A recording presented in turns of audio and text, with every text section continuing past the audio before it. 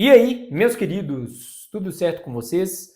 Bom, estou passando aqui para a gente falar um pouco sobre a eliminação, né, do Real Madrid, o que está acontecendo com esse Real Madrid para este ano de 2025, tá? Para essa temporada, na verdade. O Real Madrid que vem enfrentando muitos problemas, né? E a ideia do vídeo é a gente fazer uma análise aí das possíveis causas, né, do que pode estar acontecendo aí com este Real Madrid. Tá bom? Então tudo isso e muito mais só depois da vinheta. Então roda.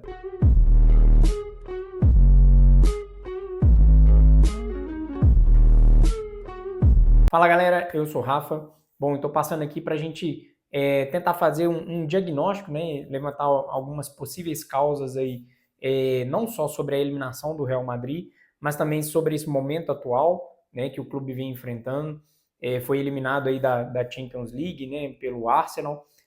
Já vem vários jogos aí não tendo boas atuações. Então eu elenquei aí algumas possíveis causas, né, para o que vem enfrentando o Real Madrid neste momento. Então eu vou começar do que eu acho que é menos pior para o mais grave, tá bom? Então eu vou começar pelos jogadores. O time ultimamente ele tem jogado muito mal, né? Já tem aí umas 11, 12, 13 rodadas que o time não vem jogando bem, né? Os jogadores ali estão enfrentando muitas dificuldades, principalmente ali no encaixe tático, né, mesmo.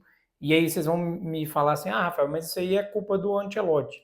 De fato, assim, o Ancelotti ele tem um desafio enorme, e ele é o meu segundo tópico aqui, de fazer essa equipe encaixar novamente, né, de fazer esse quarteto jogar junto e mesmo assim ser muito bom defensivamente.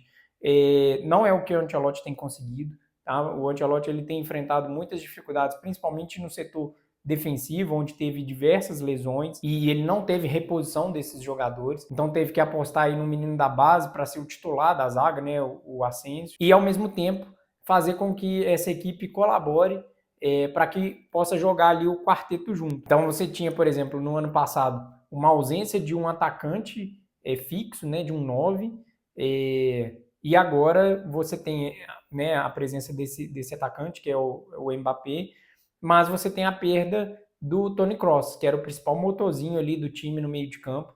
Tá? Então, tentar fazer esse reequilíbrio da equipe, né? Com isso, o Ancelotti tem deslocado o Bellingham um pouco mais para trás, né? O Bellingham que na temporada passada foi um dos destaques do time no quesito gols, tá? Então ele deu alguns passos para trás para que pudesse jogar livremente ali na frente Rodrigo, Vinícius e Mbappé. Mesmo assim, o time está muito frágil, principalmente ali no meio de campo. Tá? É onde o Real Madrid tem perdido a maioria das bolas ali, é onde tem tido dificuldades de marcar também. Tá? Você vê, por exemplo, no jogo contra o Arsenal povoou muito ali o meio de campo, né? Deixou só o Merino lá na frente. Então, era onde eles conseguiam ganhar esse jogo. O Real Madrid está sentindo muito essa falta do Toni Kroos, e aí eu vou passar já para o meu terceiro tópico, né? Que é a saída e entrada de jogadores. Então, saiu o Toni Kroos, não teve ninguém para reposição, tá? Se pensou em algum momento no Joshua Kimmich, né, do Bayern de Munique, mas ele acabou de renovar com o Bayern, era uma ótima opção para suprir o Kroos, tá? Você teve algumas lesões, por exemplo, de Militão na zaga, na lateral também você teve a lesão ali do Carvajal, né, que está sendo substituído aí, ora pelo Lucas Vázquez, que o Ancelotti não confia tanto, né, ora pelo Valverde improvisado ali na lateral direita, né, um Valverde que é meio campo. Então você vai perdendo algumas peças e outras não são repostas, né? O Real Madrid não foi no mercado comprar um zagueiro, não foi no mercado comprar um volante, e aí o time começa a sofrer com isso. Em contrapartida, tem a chegada do Mbappé, que aí o time tem que se reestruturar, né, como um todo para oferecer oportunidades para ele, porque a ideia é o time jogar em prol dele, né, que ele concentrasse os gols. O Mbappé que está conseguindo entregar os seus gols, já tem aí 33 gols na temporada, é um número bastante expressivo, né, então a concentração de gols que na temporada passada estava mais espalhada, né, dividida aí por vários jogadores, nessa temporada está mais concentrada no Mbappé. Mesmo assim, né, mesmo fazendo muitos gols, o time ainda sofre muitos gols também. É a temporada que o Carlo Ancelotti mais sofreu gols, né, enquanto técnico. Tem a perspectiva aí da chegada do Arnold, né, para a próxima temporada.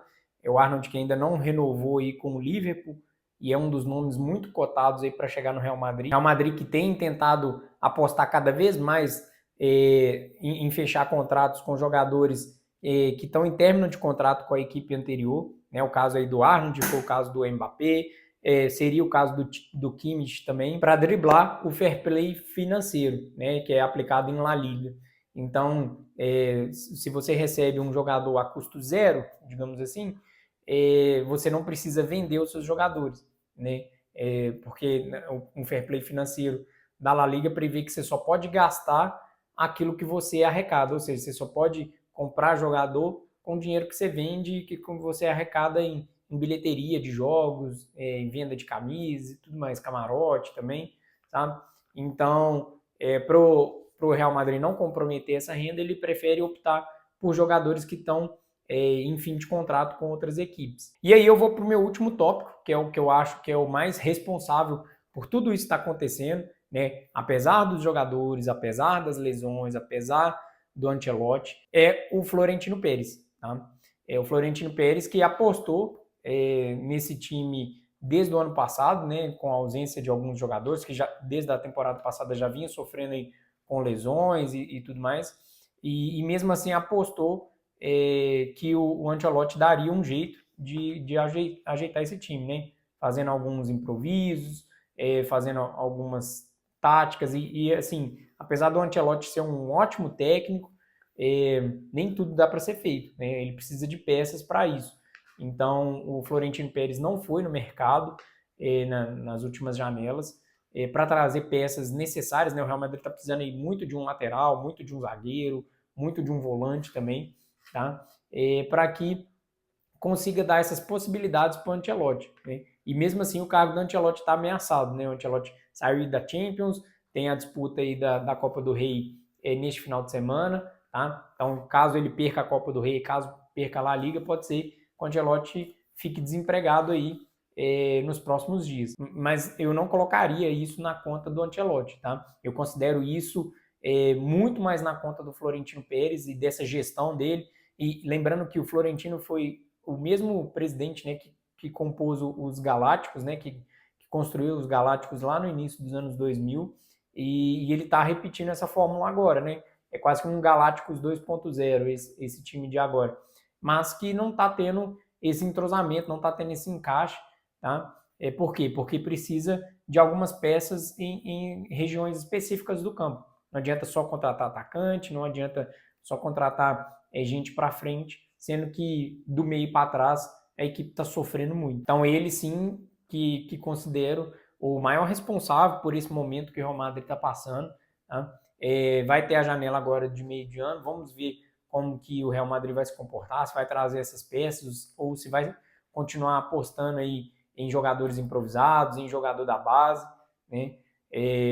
Assim, principalmente na zaga ali, né, ter colocado o Asensio subindo da base agora, sendo titular da zaga do principal clube do mundo, né? É um desafio enorme aí, né? Um risco enorme que o Florentino assumiu, tá? Porque, principalmente aí no último jogo aí contra o Arsenal, o Asensio cometeu um pênalti muito infantil, que é super possível de entender de um cara que está começando a sua temporada agora, né, num time profissional. Ainda precisa de uma certa maturidade, tá? Então, o pênalti em si não resultou diretamente numa eliminação do Real Madrid, mas poderia ter se, né, comprometido ainda mais, né? Então, eu coloco essa conta toda em cima do Florentino Pérez, o Florentino que é o presidente mais vitorioso da história do Real Madrid. Então, ele precisa se redimir, ele precisa consertar esse caminho, né? Só ele tem o poder da caneta, só ele consegue, de fato, corrigir, né, esses erros cometidos.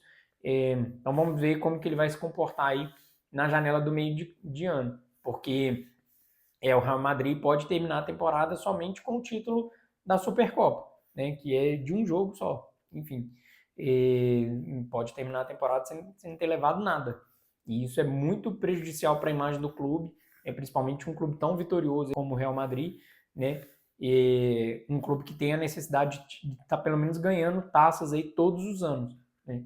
Então, vamos aguardar para ver o que o Florentino vai fazer nessa janela, tá? Então, basicamente, esse é o meu raio-x, esse é o que eu identifico aí de gaps, né, do Real Madrid, para ele ter chegado nesse momento que chegou até agora, né? Foi uma sucessão de erros aí, basicamente empurrando com a barriga aí, né?